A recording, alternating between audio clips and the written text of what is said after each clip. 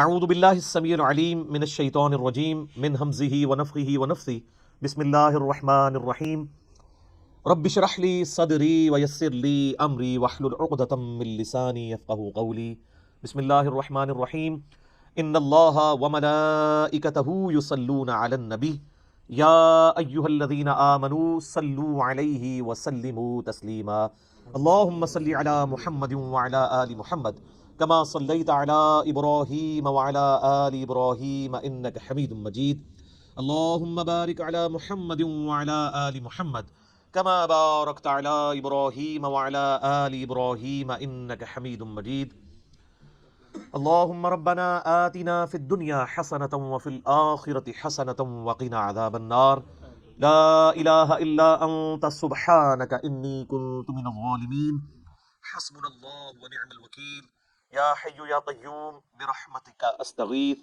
ولا حول ولا قوة الا باللہ العلی العظیم ربنا آتنا من لدنک رحمتا وہیئ لنا من امرنا رشدا آمین۔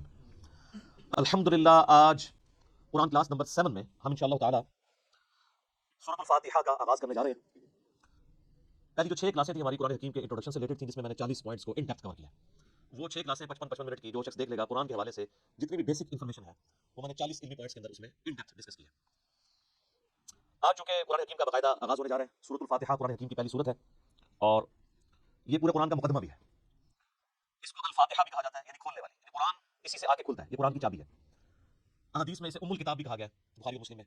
لہٰذا یہ اس چیز کی متقاضی ہے چیز کہ ہم آج کا پورا لیکچر سورۃ الفاتحہ کو کور کریں اور اگلے لیکچر سے ہم انشاءاللہ تعالیٰ سورۃ البقرہ کا آغاز کریں گے۔ میرے بھائیو، سورۃ الفاتحہ قرآن حکیم کی وہ واحد سورت ہے کہ جس کی فضیلت قرآن میں آئی ہے۔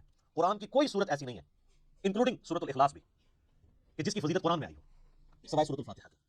اس لیے فضیلت کے اعتبار سے قرآن حکیم کی سب سے افضل سورت وہ سورۃ الفاتحہ ہے۔ اس کی سپورٹ میں انشاءاللہ بخاری مسلم سے حدیث بھی پیش کروں گا۔ قرآن حکیم میں اللہ تعالیٰ نے سورہ الحجر پارہ نمبر 14 میں آیت نمبر 87 ہے، اعوذ باللہ من الشیطان الرجیم بسم اللہ الرحمن الرحیم وَلَقَدْ آتَيْنَاكَ سَبْعًا مِّنَ الْمَثَانِي وَالْقُرْآنِ الْعَظِيمِ، اور بے شک اے محبوب صلی اللہ علیہ وآلہ وسلم ہم نے آپ کو عطا فرمائی 7 آیات ایسی جو بار بار پڑھی جاتی ہیں، اور قرآن عظیم بھی، یعنی پورے قرآن کا ذکر الگ سے اور ان 7 آیات کا ذکر الگ سے سورۃ الحجر آیت نمبر 87 میں۔ اور ظاہر بار بار دہرائی جاتی ہے، دنیا کا کوئی بھی مسلمان ہو، اس کا تعلق کسی بھی مقطع فکر کے ساتھ ہو، کم از کم 5 نمازوں کی فرض رکعتوں میں 17 دفعہ تو سورۃ الفاتحہ وہ پڑھتا ہے، سنتیں اور نوافل اور وتر اس کے علاوہ کوئی بھی نماز ایسی نہیں ہے جس میں سورۃ الفاتحہ ریپیٹ نہ ہوتی ہو۔ یہی اس کی فضیلت کے لیے کافی ہے کہ قرآن حکیم جو نماز میں ہم پڑھتے ہیں وہ ہم بدل بدل کے پڑھتے ہیں، لیکن سورۃ الفاتحہ ایسی چیز ہے جو ہر رکعت میں پڑھی جاتی ہے۔ حتیٰ کہ صحیح بخاری اور صحیح مسلم کی متفق علیہ حدیث ہے کہ اللہ کے محبوب صلی اللہ علیہ وآلہ وسلم نے فرمایا لا صلاۃ لمن لم یقرأ بفاتحۃ الکتاب، جو نماز میں سورہ فاتحہ نہیں پڑھتا اس کی نماز ہی نہیں ہوتی۔ یہ اتنی اوبلیگیٹری چیز ہے، یہ بات بھی اس کی فضیلت کے لیے کافی ہے کہ یہ قرآن حکیم کی نمبر 1 سورت ہے، اپنی ترتیب میں بھی مصحف کی اور اپنے فضائل کے اعتبار سے بھی۔ قرآن حکیم کی یہ سب سے عظمت والی سورت ہے۔ اس کی سپورٹ میں صحیح بخاری میں ایک بڑی مشہور حدیث ہے کہ سیدنا ابو سعید ابن معلہ رضی اللہ تعالیٰ عنہ کہتے ہیں کہ میں ایک دفعہ مسجد نبوی میں نماز پڑھ رہا تھا تو اللہ کے محبوب صلی اللہ علیہ وآلہ وسلم نے مجھے آواز دی، تو میں چونکہ نماز میں مشغول تھا میں نے جانے میں تاخیر کر دی۔ تھوڑی دیر بعد میں پہنچا تو آپ صلی اللہ علیہ وآلہ وسلم نے فرمایا کہ میں نے تمہیں آواز دی تھی، تم کیوں نہیں آئے؟ تو انہوں نے کہا کہ میں نماز پڑھ رہا تھا۔ تو آپ صلی اللہ علیہ وآلہ وسلم نے فرمایا کیا تم نے اللہ کا یہ حکم نہیں سنا؟ سورۃ الانفال کی آیت آپ نے پڑھی، استجیبوا للہ والرسول اذا دعاکم، جب اللہ اور اس کا رسول تمہیں پکارے فوراً ان کی آواز پہ لبیک کہو۔ اس کائنات میں ایک ہی ہستی ایسی ہے مخلوقات میں کہ جو اگر عین نماز کی حالت میں بھی کسی کو بلائیں تو نماز توڑ کر نہیں، نماز چھوڑ کر اسی حالت میں ان کی خدمت میں حاضر ہونا یہ فرض ہے، سورۃ الانفال کی اس آیت کے تحت اور بخاری کی اس حدیث کے تحت، اور وہ امام اعظم محمد رسول اللہ صلی اللہ علیہ وآلہ وسلم کی مبارک ذات ہے۔ نماز توڑ کر نہیں، کیونکہ نبی علیہ السلام کی طرف جانا اللہ کے ایک حکم سے دوسرے حکم کی طرف جانا ہے، وہ جہاں پہ نماز اس نے چھوڑی ہوگی، اگر 1 رکعت پڑھی ہے، 2 پڑھی ہے، 3 پڑھی ہے، تو آ کر وہیں سے اپنی نماز شروع کرے گا، اس کی نماز ٹوٹے گی بھی نہیں، اس پہ اجماع امت ہے۔ بہرحال یہ جو ہمارے وائزین آئے دن کہانیاں کراتے رہتے ہیں کہ ماں آواز دے دے، باپ آواز دے دے، نماز توڑ دو، اس طرح کی کوئی حدیث نہیں ہے۔ البتہ یہ ضرور ہے کہ اگر زندگی موت کی کشمکش بن جائے، کوئی ایمرجنسی ہو جائے تو آپ کی نماز توڑ سکتے ہیں، لیکن نبی علیہ السلام کے کیس میں اگر بلایا جائے گا تو نماز توڑنی نہیں پڑے گی، بلکہ نماز وہیں پر چھوڑ کر آپ علیہ السلام کا حکم سننا پڑے گا۔ تو یہ آپ علیہ السلام نے ان کو تھوڑا سا ڈانٹ پلائی پیار محبت سے، پھر آپ نے اس صحابی کا ہاتھ اپنے ہاتھوں میں پکڑا اور پھر فرمایا کہ میں اس مسجد سے باہر نکلنے سے پہلے تمہیں قرآن حکیم کی سب سے عظیم سورت سکھاؤں گا۔ آپ علیہ السلام کی عادت تھی کہ آپ اگر کسی کو تھوڑا سا بھی سختی سے پیش آتے تھے تو پھر اس کے ساتھ دل جوئی بھی فرماتے تھے۔ اب ہاتھ پکڑے اور فرمایا کہ میں تمہیں نا ایک تحفہ دوں گا۔ اس صحابی کہتے ہیں پھر تھوڑی دیر بعد جب ہم مسجد سے باہر نکلے تو مسجد سے نکلتے میں نے نبی علیہ السلام سے کہا یا رسول اللہ اپنا وعدہ پورا کریں۔ آپ نے مجھے کہا تھا کہ آپ مجھے قرآن کی سب سے عظمت والی سورت تعلیم فرمائیں گے، تو آپ علیہ السلام نے فرمایا کہ وہ سورت ہے الحمدللہ رب العالمین، یعنی سورۃ الفاتحہ۔ اور پھر آپ علیہ السلام نے ساتھ ہی یہ سورہ ہجر کی آیت نمبر 87 بھی پڑھی کہ یہ وہ جو قرآن حکیم میں آیا ہے وَلَقَدْ آتَيْنَاكَ سَبْعًا مِّنَ الْمَثَانِي وَالْقُرْآنِ الْعَظِيمِ، یہ ہے وہ سورت جو قرآن حکیم میں اللہ نے مجھے عطا کی، جو 7 آیات بار بار دہرائی جاتی ہیں اور پھر آپ الاسلام کے بخاری میں الفاظ ہیں یہ ام الکتاب ہے، یہ قرآن کی ماں ہے، قرآن کی جڑ اس میں ہے، اسی سے پورے قرآن کا درخت نکلتا ہے۔ فاتحہ بھی ہے، ام الکتاب بھی ہے، اور یہ وہ 7 آیات ہیں جو سورہ ہجر میں آئی ہیں۔ تو سورہ ہجر کی اس آیت کے کانٹیکسٹ میں کتاب التفسیر چیپٹر میں امام بخاری اس حدیث کو لے کر آئے ہیں۔ یہ حدیث کافی ہے اس کی فضیلت کے لیے۔ اچھا، یہ تو سورہ اعظم تھی نا قرآن کی، قرآن کی ایک آیت بھی ہے جو اعظم ہے، وہ صحیح مسلم حدیث ہے، ابی بن کعب، جن کے بارے میں بخاری مسلم میں آتا ہے کہ 4 بندوں سے قرآن سیکھو، ان میں ایک عبداللہ بن مسعود ہے اور ایک ابی بن کعب ہے اور سیدنا سالم ہے، یہ ان میں سے ایک ہے۔ تو ابی بن کعب کہتے ہیں کہ نبی اسلام نے مجھ سے ایک دن پوچھا کہ جانتے ہو کہ قرآن کی سب سے اعظم آیت کون سی ہے؟ تو انہوں نے کہا یا رسول اللہ صلی اللہ علیہ وآلہ وسلم، میرے اندازے کے مطابق قرآن حکیم کی سب سے عظیم آیت اللہ لا الہ الا هو الحی القیوم آیت الکرسی سورہ بقرہ کی آیت نمبر 255 ہے۔ تو آپ علیہ السلام نے اپنا ہاتھ ان کے سینے پہ مارا محبت کے ساتھ اور فرمایا ابو منذر تمہیں یہ علم مبارک ہو، یعنی نبی اسلام نے ان کے علم کے اوپر ان کی تحسین فرمائی کہ تمہیں میرے بتائے بغیر تم نے صحیح اندازہ لگایا کہ قرآن حکیم کی سب سے اعظم سورت جو آیت ہے وہ آیت الکرسی ہے۔ بخاری سے پتہ چلا کہ سب سے اعظم سورت سورۃ الفاتحہ ہے، مسلم شریف سے پتہ چلا سب سے اعظم آیت آیت الکرسی ہے۔ تو اس سے یہ بات بھی کلیئر ہوگی کہ جو لوگ کہتے ہیں نا وہ احادیث میں ہے سواد اعظم، سب سے بڑا گروہ جو ہے اس کو پکڑ لینا، اور وہ سب سے بڑا گروہ ہر ملک میں ڈیفرنٹ ہوتا ہے، یعنی آپ بنگلہ دیش میں جائیں گے تو وہاں سب سے بڑا گروہ دیوبندی ہے، پاکستان میں سب سے بڑا گروہ بریلوی ہے، سعودیہ میں چلے جائیں گے اہل حدیث بڑا گروہ ہے، ایران میں چلے جائیں گے شیعہ بڑا گروہ ہے۔ تو وہاں اعظم سے مراد تعداد میں بڑا نہیں ہے، عظمت میں بڑا، ورنہ سورۃ الفاتحہ کی تو 7 آیات ہیں اور سورہ بقرہ کی 286، تو وہ ہونی چاہیے تھی سورہ اعظم، اور آیت الکرسی سے بھی لمبی ایک آیت جو ہے وہ آیت دین جو ہے سورہ بقرہ کے اندر موجود ہے۔ تو یہ عظمت کا ذکر ہو رہا ہے۔ اچھا میرے بھائیو، صحیح مسلم میں ایک اور حدیث ہے، ابن عباس رضی اللہ تعالیٰ عنہما کہتے ہیں کہ نبی علیہ السلام کے پاس ایک دفعہ جبرائیل علیہ السلام بیٹھے ہوئے تھے، ہزاروں صحابہ نے نہیں دیکھا، آپ علیہ السلام نے بتایا، تو اچانک ایک آواز ان کو زوردار سنائی دی، یہ صحیح مسلم کی حدیث ہے۔ تو حضرت جبرائیل علیہ السلام نے نگاہ اٹھا کے اوپر دیکھا اور کہا یا رسول اللہ، آج آسمان کا ایک ایسا دروازہ کھلا ہے جو آج سے پہلے کبھی نہیں کھلا تھا، اور اس دروازے سے ایک فرشتہ زمین پر اترا ہے۔ اتنے میں وہ فرشتہ حاضر ہوا نبی اسلام کی خدمت میں، تو حضرت جبرائیل نے کہا کہ یا رسول اللہ، یہ وہ فرشتہ ہے، یہ آج سے پہلے دنیا میں کبھی نہیں آیا تھا، اور وہ دروازہ بھی آج سے پہلے کبھی نہیں کھلا تھا، اور یہ فرشتہ آپ کو سلام عرض کر رہا ہے، اور اللہ کا یہ پیغام لے کر آیا ہے کہ آپ کو بشارت ہو 2 ایسے نوروں کی جو آپ سے پہلے کسی پیغمبر کو نہیں دیے گئے۔ ان میں سے پہلی چیز سورۃ الفاتحہ ہے، اور دوسری چیز سورہ البقرہ کی آخری 2 آیات، آمن الرسول بما انزل الیہ من ربہ والمؤمنون۔ تو سورۃ الفاتحہ وہ نور ہے جو کسی پیغمبر کو نہیں دیا گیا سوائے ہمارے محبوب صلی اللہ علیہ وآلہ وسلم کے۔ اچھا، صحیح بخاری کی جو میں نے حدیث بیان کی کہ سورہ اعظم ہے قرآن کی، اس کے تحت یہ بات تو بالکل کلیئر ہو گئی کہ نبی علیہ السلام نے سورۃ الفاتحہ کو جو تعلیم فرمایا اس کا آغاز کیا الحمدللہ رب العالمین سے۔ تو اس میں واضح اشارہ موجود ہے کہ بسم اللہ الرحمن الرحیم سورہ فاتحہ کا حصہ نہیں ہے، قرآن کا حصہ ہے، وہ تو ہر سورت کے آغاز میں بسم اللہ ہے سوائے سورہ التوبہ کے، اور سورہ نمل کے اندر آیت بھی ہے انہ من سلیمان و انہ بسم اللہ الرحمن الرحیم۔ لیکن جو سورتوں کے آغاز میں بسم اللہ لکھی جاتی ہے یہ سورت کا حصہ نہیں، قرآن کا حصہ ضرور ہے۔ تو چونکہ نبی علیہ السلام نے اس میں فرمایا الحمدللہ رب العالمین، تو اگر آپ علیہ السلام نے اس سورت کو تعلیم فرمانا ہوتا اس اعتبار سے کہ بسم اللہ اس کا حصہ ہوتی، تو آپ فرماتے کہ وہ سورت ہے بسم اللہ الرحمن الرحیم الحمدللہ رب العالمین۔ تو یہ اس بات کو تقویت دیتی ہے کہ بسم اللہ سورہ فاتحہ کا حصہ نہیں، لیکن نماز میں ہم پڑھتے ہیں، اس کے ساتھ پڑھیں گے، لیکن حصہ نہیں ہے۔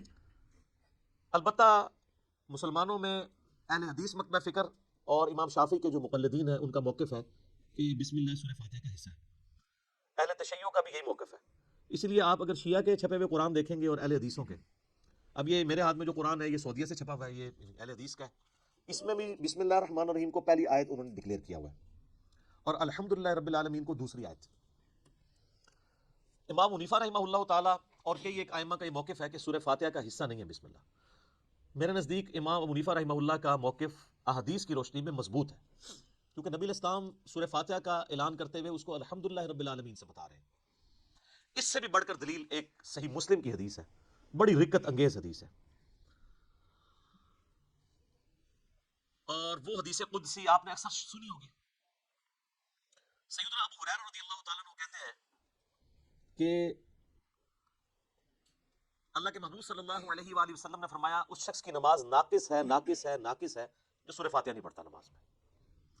تو کچھ تابعین نے عرض کیا کہ ابو ہریرہ جب ہم امام کے پیچھے ہوتے ہیں پھر ہم کیا کریں؟ تو انہوں نے کہا اقرا بہا فی نفسک، تم پھر اپنے جی میں آہستہ آہستہ پڑھ لیا کرو۔ وہ جز القراء امام بخاری کی کتاب میں آتا ہے کہ وہ آپ نے جب امام سکتے کرتا ہے ان سختوں کے دوران پڑھنی ہے، امام کے ساتھ نہیں پڑھنی. اب یہ الگ سے ایک ٹاپک ہے، میں آج اس کو ڈسکس نہیں کروں گا. میرا یوٹیوب پہ کلپ ہے امام کے پیچھے فاتحہ اور اس کے ساتھ نیو لکھا ہوا ہے، اس میں نے موقف بیان کیا.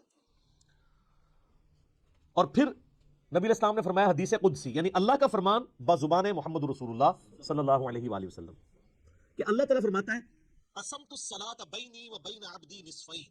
اچھا یہ حدیث شیعہ کے ہاں بھی پائی جاتی ہے جو میں بیان کر رہا ہوں صحیح مسلم کی، کہ میں نے نماز اپنے اور اپنے بندے کے درمیان برابر تقسیم کر لی ہے، نصف میرے لیے ہے اور نصف میرے بندے کے لیے. اور نماز کسے کہا؟ سورہ فاتحہ کو، پوری نماز.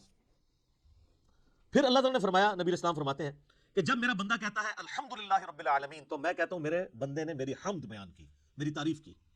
جب وہ کہتا ہے الرحمن الرحیم، تو میں کہتا ہوں میرے بندے نے میری ثنا کی. جب وہ کہتا ہے مالک یوم الدین، تو میں کہتا ہوں میرے بندے نے میری تمجید بیان کی، میری بزرگی کا اعتراف کر لیا. اور جب وہ کہتا ہے ایاک نعبد و ایاک نستعین، تو یہ میرے اور میرے بندے کے درمیان کامن عہد اور بانڈ ہے، جو میرے بندے نے مجھ سے مانگا میں نے اسے دیا. اور جب میرا بندہ کہتا ہے اہدنا الصراط المستقیم صراط الذین انعمت علیہم غیر المغضوب علیہم ولا الضالین آمین، تو میرے بندے نے جو مجھ سے مانگا اس دعا میں نے اسے عطا کر دیا. یہ حدیث بھی اس بات کا ثبوت ہے کہ سورہ فاتحہ کا حصہ بسم اللہ نہیں ہے، ورنہ تو یہ سٹارٹ یہاں سے ہوتی کہ جب میرا بندہ کہتا ہے بسم اللہ الرحمن الرحیم، تو میں کہتا ہوں میرے بندے نے میرے نام سے آغاز کیا. جب وہ کہتا ہے الحمدللہ رب العالمین، تو میں کہتا ہوں میرے بندے نے میری حمد کی. تو اس حدیث میں بھی، حدیث قدسی میں بھی، سورہ فاتحہ کا آغاز الحمدللہ رب العالمین سے ہوا. لہذا اہل تشیع اور اہل سنت میں اہل حدیث اور شافعی ہیں جو شوافع، ان کا موقف مضبوط نہیں ہے اس مسئلے میں. امام حنیفہ رحمہ اللہ کا موقف اس مسئلے میں، جہاں کئی مسئلوں میں ان کا موقف غلط ہے، اس مسئلے میں ان کا موقف ٹھیک ہے. یہ سورہ فاتحہ کا حصہ نہیں ہے بسم اللہ. اس سے بھی بڑھ کر بخاری و مسلم میں حدیث ہے، انس بن مالک کہتے ہیں میں نے پوری زندگی نبی علیہ السلام کے پیچھے نماز پڑھی، اس کے بعد حضرت ابوبکر کے پیچھے، پھر حضرت عمر کے پیچھے، پھر حضرت عثمان کے پیچھے. میں نے ان چاروں میں کسی کو بھی قرات کا آغاز نماز میں بسم اللہ سے کرتے ہوئے نہیں سنا، ہمیشہ الحمدللہ رب العالمین سے سنا. وہ سنا تو خاموشی سے پڑھی جاتی ہے نا، اور بسم اللہ بھی. قرات کا آغاز وہ کرتے تھے الحمد سے. اس کا مطلب ہے کہ وہ سورہ فاتحہ سے اسے الگ سمجھتے تھے. اور مسلم میں تو یہاں تک الفاظ ہیں، بلکہ وہ حضرت انس بن مالک تو انکار ہی کر رہے ہیں. وہ کہتے ہیں کہ نبی علیہ السلام اور حضرت ابوبکر و عمر سورہ فاتحہ سے نہ پہلے بسم اللہ پڑھتے تھے نہ بعد میں، یعنی اگلی سورہ سٹارٹ کرنے سے پہلے بھی بسم اللہ نہیں پڑھتے تھے، کنٹینیوشن کے ساتھ پڑھتے تھے. بعض محدثین نے اس کی توجیہ بیان کی کہ اس سے مراد ہے کہ بلند آواز سے نہیں پڑھتے تھے، کیونکہ ثنا اور بسم اللہ آہستہ آواز سے پڑھنا تو ثابت ہے. تو آہستہ آواز سے پڑھنا ہی اس بات کی دلیل ہے کہ اس کو فاتحہ سے الگ کر کے پڑھتے تھے، لہٰذا وہ فاتحہ کا حصہ نہ ہوا. اچھا اب ٹیکنیکلی اس کو آپ سمجھیں کہ سورہ فاتحہ کی یہ 7 آیات کیسے پوری ہوتی ہیں. مسلم میں جو آیا ہے نا الفاظ کے آدھی میرے لیے آدھی میرے بندے کے لیے، تو پھر سورہ فاتحہ آدھی ہوتی ہوگی نا کہیں پہ، کیونکہ آدھی میرے لیے اور آدھی میرے بندے کے لیے. تو آئیں پھر آدھی کر کے دیکھ لیتے ہیں. وہ سٹارٹ ہو رہا ہے اس حدیث میں جب میرا بندہ کہتا ہے الحمدللہ رب العالمین، تو میں کہتا ہوں میرے بندے نے میری حمد کی. الرحمن الرحیم، میرے بندے نے میری ثنا کی. مالک یوم الدین، میرے بندے نے میری بزرگی کا اعتراف کیا. 3 آیتیں ہوگی. اس کے بعد آتا ہے ایاک نعبد و ایاک نستعین، یہ میرے اور میرے بندے میں کامن ہے، لہٰذا یہ آیت پھر سینٹر میں ہوگی، کیونکہ تینوں پہلی آیات جو ہیں وہ اللہ کی تعریف ہے. الحمدللہ رب العالمین، الرحمن الرحیم، مالک یوم الدین. ایاک نعبد و ایاک نستعین عہد ہے اور کہا یہ کامن ہے، مراد یہ سینٹر میں ہے. اور اس کے بعد جتنی چیزیں وہ دعائیں ہیں، اہدنا الصراط المستقیم، یہ بندے کی ہوگی. صراط الذین انعمت علیہم غیر المغضوب علیہم ولا الضالین آمین، یہ 3 آیات اللہ سے دعا ہوئی، یہ بندے کے لیے، اور اس میں الفاظ ہیں جو میرے بندے نے مانگا میں نے دے دیا. پہلی 3 اللہ کی ثنا، اور سینٹر والی ایاک نعبد و ایاک نستعین کامن بانڈ. ٹھیک ہو گیا؟ اس سے بھی مزے کی بات، ایاک نعبد و ایاک نستعین بھی سینٹر ہو جاتی ہے. یہ ایک آیت ہے نا، ایاک نعبد، اے اللہ ہم تیری عبادت کرتے ہیں، یہ بھی اللہ کی تعریف. وَإِيَّاكَ نَسْتَعِينُ، اور دعا تجھ سے کرتے ہیں. واو پہ آگے سینٹر بنتا ہے. اس واو سے پہلے 3.5 آیات اس طرف ہے اور 3.5 آیات اس طرف ہے، یہ بالکل سینٹر بنتی ہے واو. ایاک نعبد، اور وہ اسی لیے حدیث میں ہے نا یہ کامن ہے. کامن کیوں ہے؟ ایاک نعبد، میرے بندے نے میری عبادت کی، وَإِيَّاكَ نَسْتَعِينُ، میرے بندے نے مجھ سے مانگا. اور کیا مانگا؟ اہدنا الصراط المستقیم صراط الذین انعمت علیہم غیر المغضوب علیہم ولا الضالین آمین. تو یہ اتنی مضبوط دلیل ہے، یہ جتنے دلیل کیا کتنے دلائل میں نے سامنے رکھ دیے ہیں کہ جس کے بعد کوئی گنجائش نہیں رہتی کہ کوئی بندہ ہٹ درمی پہ اور ضد پہ آ جائے.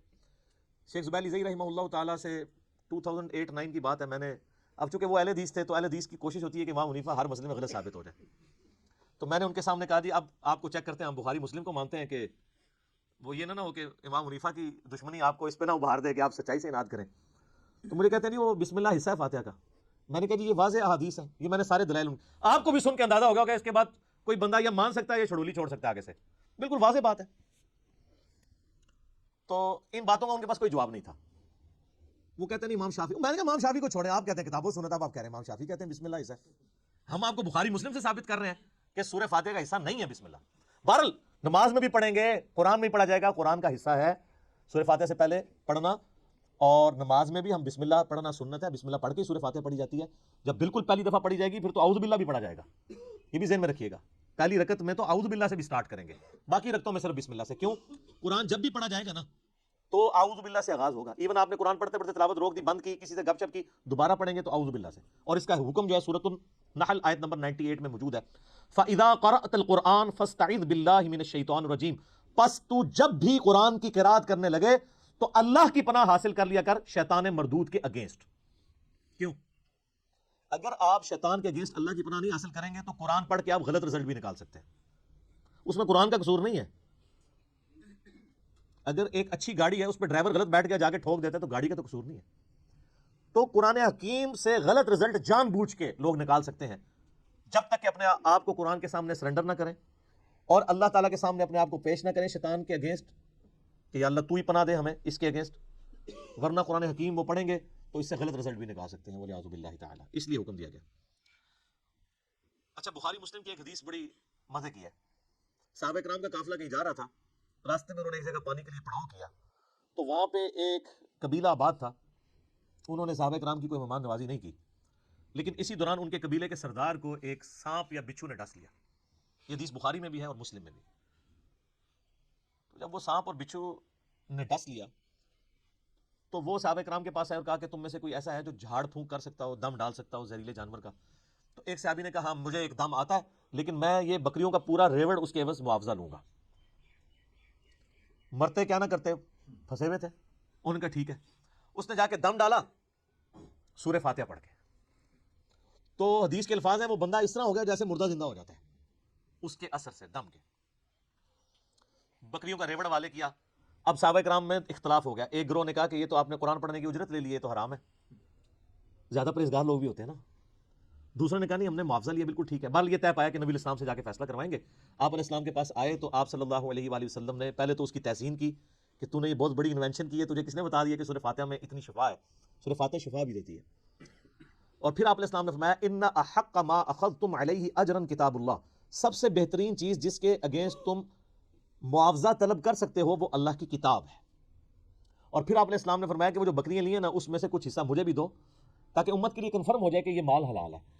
انہی حدیث کے تحت قرآن حکیم کی جو تعلیم کی اجرت ہے نا, نمازیں پڑھانے کی اجرت نہیں میں بات کر رہا, قرآن کی تعلیم کی اجرت لینا وہ جائز ہے ایز اے ٹیچر. جیسے آپ باقی علوم حاصل کرتے ہیں تو پیمنٹ کرتے ہیں نا, چاہے ٹیوشن کے لیے جائیں یا اسکول کے لیے, ویسے ہماری طرح بغیر پیسے لیے پڑھائیں وہ تو بہت اعلیٰ درجے کی چیز ہے.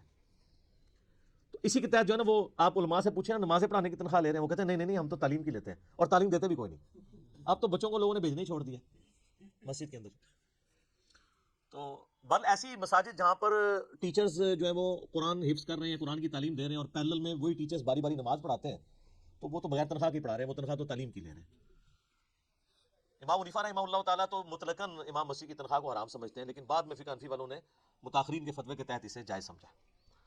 تو بل قرآن کی تعلیم والا معاملہ بالکل ٹھیک ہے. اب رہی وہ حدیث بخاری و مسلم کی کہ لا صلاۃ لمن لم یقرأ بفاتحۃ الکتاب, جو فاتحہ نہیں پڑھتا اس کی نماز نہیں ہوتی. اس پہ میرا آپ کلپ نیو امام کے پیچھے فاتحہ والا دیکھ لیں, میں نے یہ ثابت کیا دلائل کی روشنی میں, پھر 20-25 منٹ اور لگ جائیں گے کہ اگر تو جہری نمازیں ہیں تو آپ امام کی قرات غور سے سنیں گے, وہ قرآن کا حکم ہے واضح سورۃ الاعراف میں, وَإِذَا قُرِئَ الْقُرْآنُ فَاسْتَمِعُوا لَهُ وَأَنصِتُوا لَعَلَّكُمْ تُرْحَمُونَ. جب قرآن کی تلاوت ہو رہی ہو تو تم خاموشی اختیار کرو اور بڑے غور کے ساتھ سنا کرو تاکہ تم پر رحم کیا جائے. البتہ جو سری نمازیں ہیں جیسے عصر کی نماز ہے اور ظہر کی نماز ہے, اور جو جہری نمازیں ہیں ان کی بھی جو آخر والی رکھتے ہیں وہ بھی سرا نہیں ہوتی ہیں نا. اگر آپ دیکھیں گے نا تو صرف 6 رکھتے ہیں جن میں اونچا قرآن پڑھا جاتا ہے, باقی 11 رکھتے ہیں 17 میں سے, ان میں سرن پڑھا جاتا ہے, اور نوافل تو سارے سرن پڑھے جا رہے ہوتے ہیں.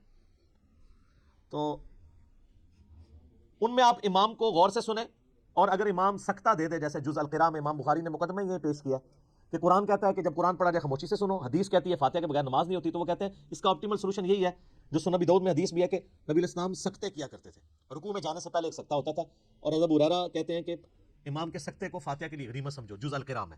لہٰذا مسلم کی جو حدیث ہے نا اقرا بہا فی نفسک، اس میں حضرت ابو ہریرہ یہ نہیں کہہ رہے کہ امام کے ساتھ ساتھ جی میں پڑھو، وہ سکتے کا ہی ذکر کر رہے ہیں کیونکہ دوسری جگہ اس کی تفسیر موجود ہے۔ تو یہی موقف امام ابن تیمیہ کا بھی ہے، حالانکہ اہل حدیث امام ابن تیمیہ کو بڑا مانتے ہیں، لیکن امام ابن تیمیہ جو ہے وہ جہری نمازوں میں سننے کے اور سرن میں پڑھنے کے قائل ہیں۔ شیخ البانی بھی یہی موقف رکھتے ہیں، مولانا مودودی رحمہ اللہ کا بھی یہ موقف ہے، ڈاکٹر اسرار صاحب کا بھی یہ موقف ہے، اور ایون جو سعودیہ سے قرآن چھپتا ہے اثر البیان، اس میں بھی لکھا ہوا ہے کہ قرآن اور حدیث دونوں پہ عمل کرنا چاہیے، جب امام قرات کر رہا ہو تو خاموشی سے سننی چاہیے، اور سکتے میں پڑھنا چاہیے اگر سکتے میں آپ کو موقع ملے۔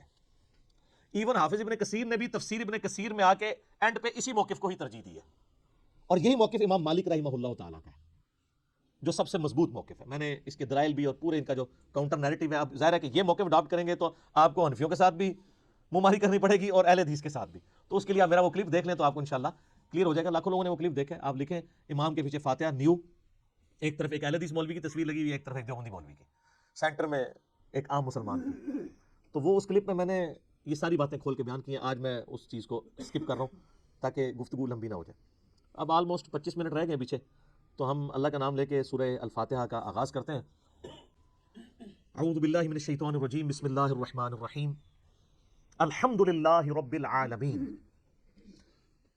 تمام تعریفیں اس اللہ کے لیے ہیں جو تمام جہانوں کا پالنے والا ہے، یہ بھی ترجمہ درست ہے، اور تمام جہان والوں کا پالنے والا ہے، یہ ترجمہ بھی عربی لنگوسٹک کے اعتبار سے درست ہے۔ تمام جہان سے مراد جیسے اب جتنی سپیشیز دنیا میں آباد ہیں وہ ہر ایک کا ایک اپنا جہان ہے، پرندے ہیں، پرندوں کا ایک اپنا جہان ہے، حیوانات ہیں، ان کا اپنا ایک جہان ہے، ایک نباتات کی سپیشیز ہیں۔ اس وقت روئے ارض پہ آلموسٹ 2 ملین سپیشیز دریافت ہو چکی ہیں، نباتات حیوانات کی ملا کر، اور ایک ایک سپیشیز آگے بلینز میں۔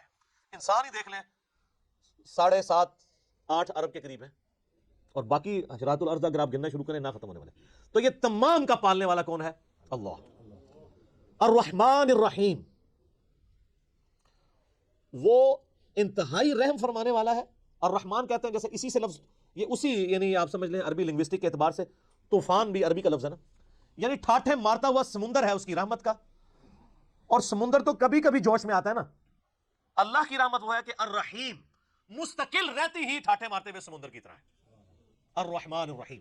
حتیٰ کہ بخاری و مسلم میں حدیث ہے، نبی علیہ السلام نے فرمایا اللہ تعالیٰ نے مخلوقات کی پیدائش سے پہلے اپنے پاس اپنے عرش پہ یہ عبارت لکھ لی تھی کہ میری رحمت میرے غضب پہ بھاری رہے گی۔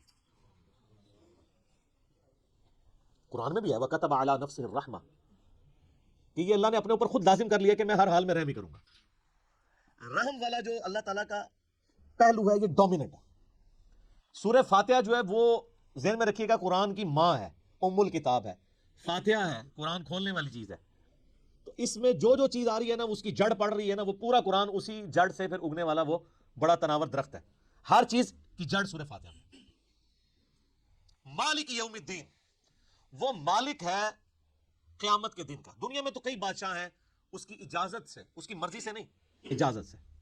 اجازت یہ ہے کہ کھلی چھٹی ہے، مرضی نہیں ہے کہ وہ غلط کام کریں، وہ بس اللہ نے دو راہیں دکھا دی، انا ہدیناہ السبیل اما شاکرا و اما کفورا، ہدایت کا راستہ واضح کر دیا، چاہے تو شکر گزاری کی روش اختیار کرو، خواہ ناشکری کی۔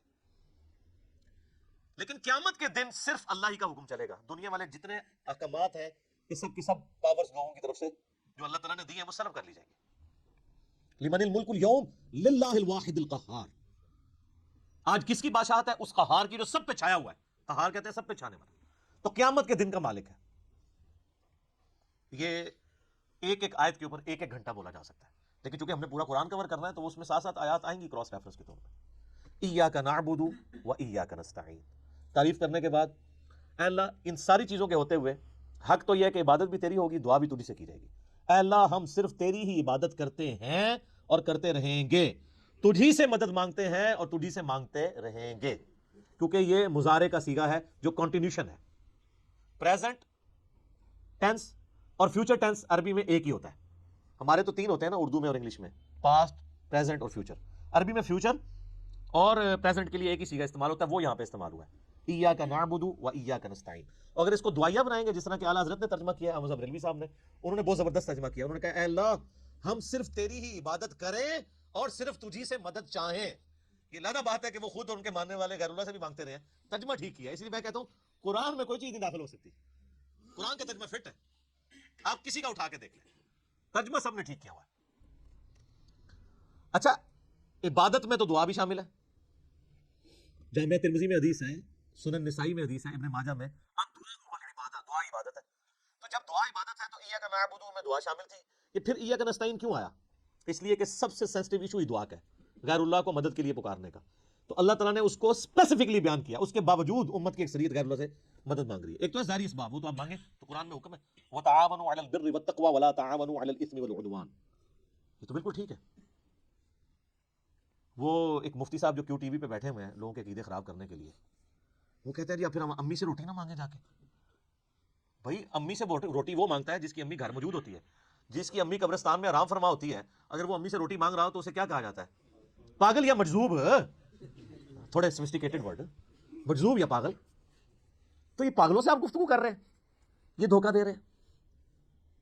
وہ کہتے ہیں جی کوئی دریا میں ڈوب رہا ہو تو اللہ کو پکارے گا یا جو وہاں پہ کنارے پہ لوگ موجود ہیں ان کو پکارے گا؟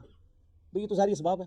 تو سر وہ اس وقت شیخ عبدال کہتے ہیں جنانی کو بھی پکار کے دیکھ لے اگر اس کو ہے کہ وہ چالیں گے, کیونکہ اللہ نے دنیا کو اسباب کے ساتھ جوڑا ہوا ہے.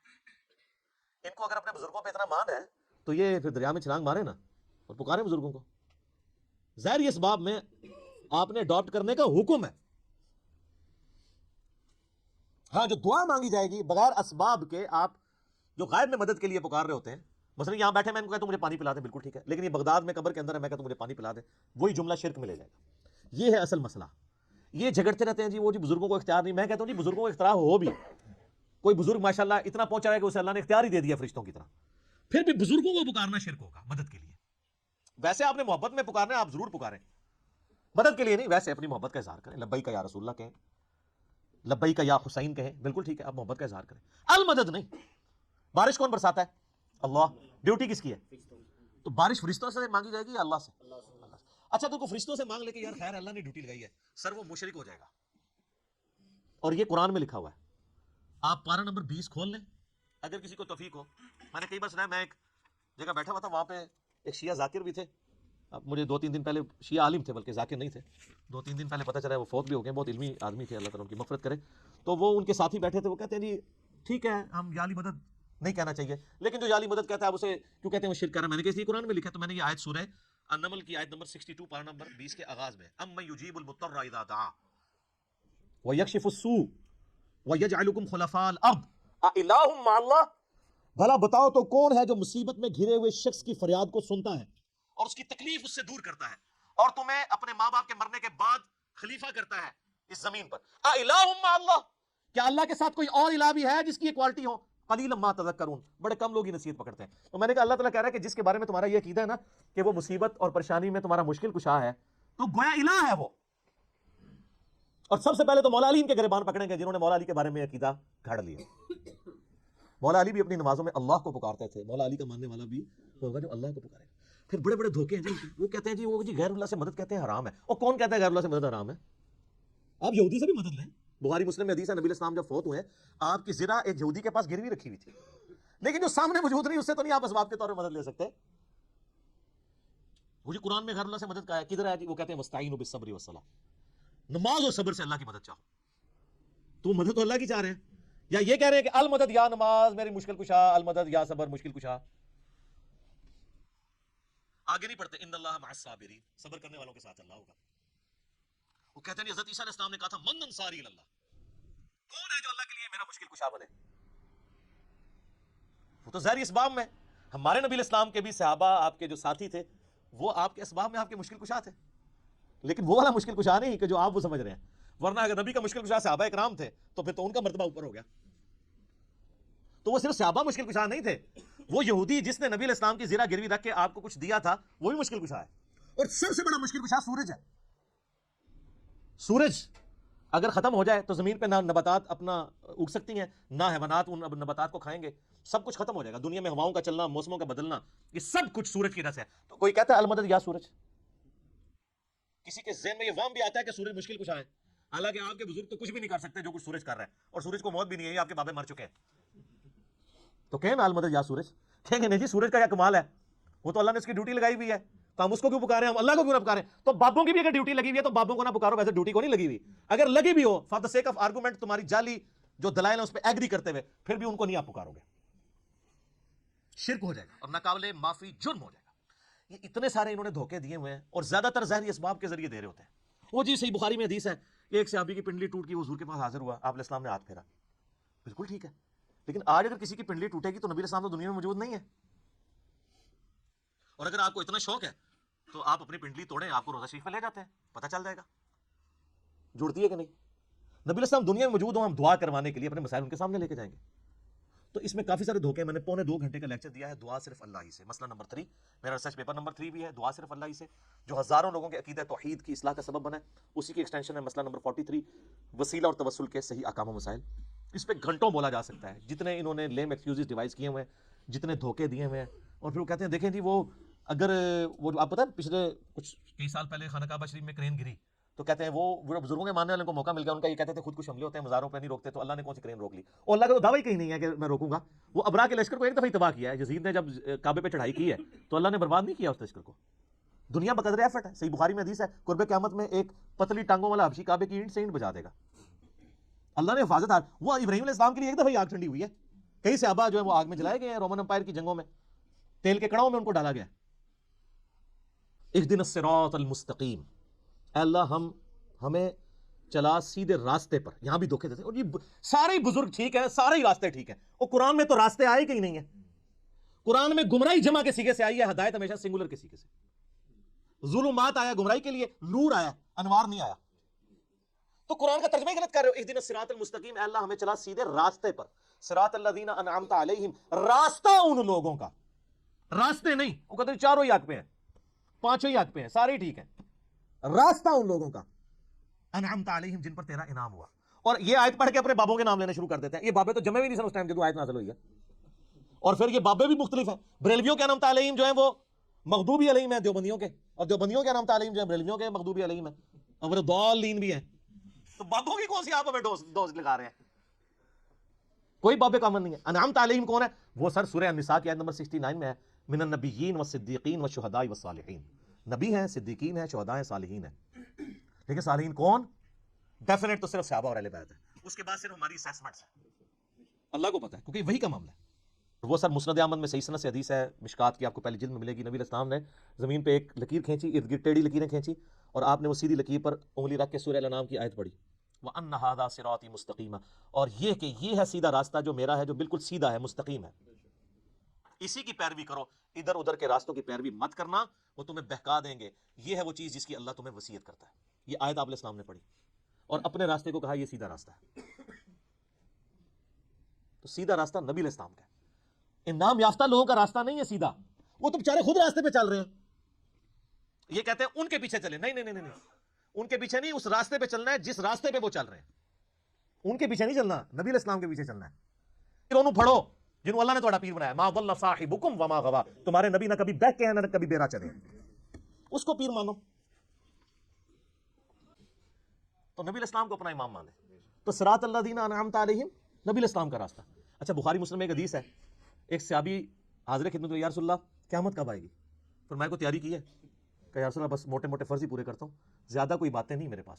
یعنی باتوں سے مراد یہ نہیں ہے کہ نماز ہی نہیں پڑھتا ہوں, یعنی نفلی باتیں نہیں ہیں, کوئی نفلی روزے نہیں رکھتا, بہت تہجدیں اشراقیں نہیں پڑھتا, موٹا موٹا جو فرض دین ہے اس پہ چلتا ہوں. البتہ میں اللہ اور اس کے رسول سے محبت کرتا ہوں.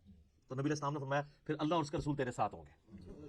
انس بن مالک کے بخاری مسلم میں الفاظ ہیں کہ ہمیں اسلام لانے کے بعد پوری زندگی حضور کے کسی فرمان سے اتنی خوشی نہیں ہوئی جتنے اس فرمان سے ہوئی کہ جو اللہ اور اس کے محبوب سے محبت کرتا ہے, اللہ اس کا محبوب اس کے ساتھ ہوں گے.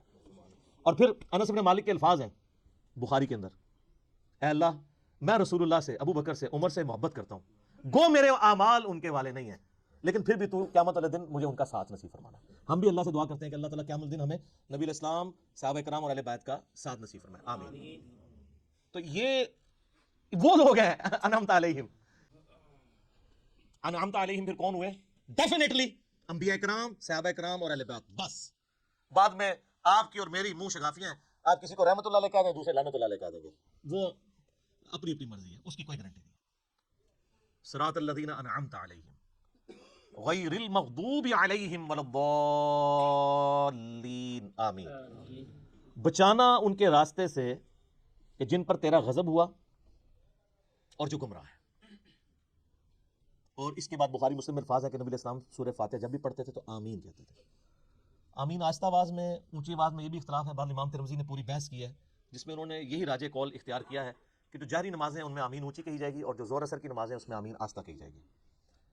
بہرحال آمین کہنا سنت ہے. یہ آمین قرآن کا حصہ نہیں ہے, اسی لیے سورہ فاتحہ جب قرآن میں لکھی ہوتی ہے کبھی غور سے آپ نے دیکھا نہیں وہاں آمین نہیں لکھی ہوتی, کیونکہ وہ نماز یعنی نماز میں سنت ہے, قرآن کا حصہ نہیں ہے. اور بخاری مسلم کے الفاظ ہیں کہ اس وقت فرشتے بھی آمین کہتے ہیں, اور جب امام آمین کہتا ہے تو جس کی آمین فرشتوں کے ساتھ مل جائے اللہ تعالیٰ اس کی مغفرت فرما دیتا ہے. اسی لیے اس چیز کا اہتمام کیا جاتا ہے کہ آپ ولضالین سے پہلے شامل ہو جائیں. تو یہ غیر المغضوب علیہم ولضالین, اس میں طویل خاص کے اعتبار سے تو ظاہر ہے کہ جو نبی علیہ السلام کی امت سے پہلی امتیں جو گمراہ ہوئی ہیں جن پر اللہ کا غضب ہوا, وہ تو قرآن پھر ہمیں بتاتا ہے ضربت علیہم الذلۃ والمسکنہ, یہودیوں کے بارے میں کہ اللہ تعالیٰ نے ان کو بندر اور خنزیر بنا دیا. کونوا قردۃ الخاسئین, ان پر ذلت اور رسوائی اور غریب الوطنی مسلط کر دی, وہ آج تک مسلط ہے. اور ضالین گمراہ ہوئے لوگ وہ نصارہ ہیں کہ جن کے پاس یعنی سب کچھ شغف تھا معاملات میں, لیکن غلو کیا دین کے معاملے میں, گمراہی کا راستہ اختیار کیا, باتیں بہت کی, حضرت عیسیٰ کو مانا لیکن ان کو ڈیوینٹی میں کلیم کر دیا.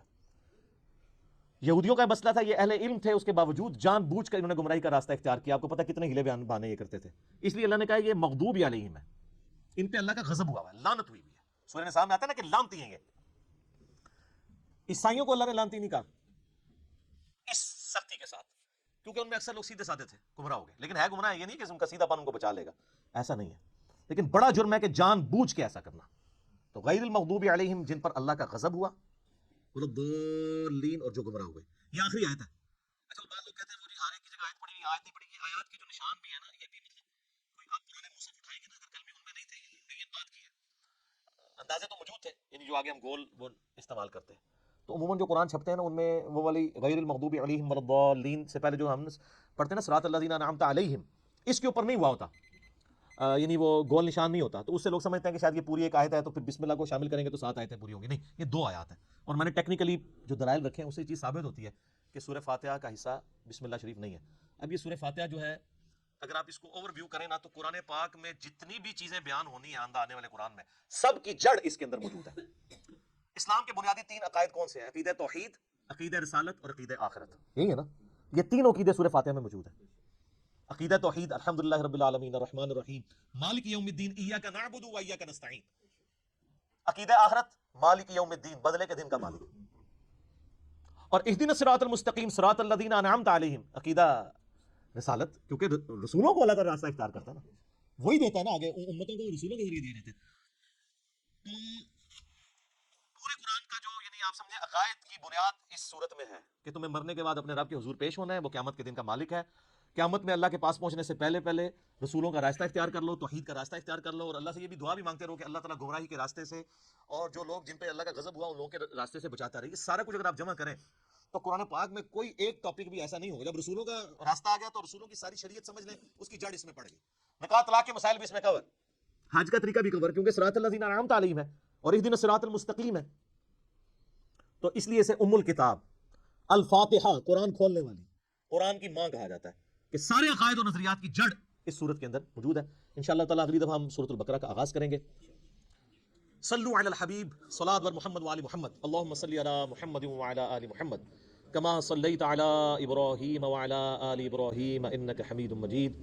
اللہم بارک علی محمد وعلی آل محمد کما بارکت علی ابراہیم وعلی آل ابراہیم انک حمید مجید.